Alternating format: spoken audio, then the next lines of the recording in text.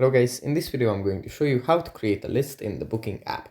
But before that, don't forget to subscribe and leave a comment down below because at 10,000 subscribers I'm going to show you my whole YouTube revenue statistics and growth strategy. So without further ado, let's just jump right into it. First we have to open up the Booking app. And here it opens up in the search menu where we can look for accommodations. From here we have to go into the saved menu. And then in the saved menu,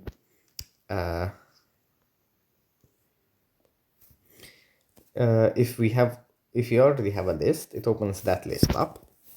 So for example, I already have this to-go list. So I just tap on the back in the top left corner. And then here I have my list. If I want to add a new one, in the top right corner, I just tap on the plus icon and I create a new list and name it. For example, 2024, create. And then I have this new list, 2024, at the top.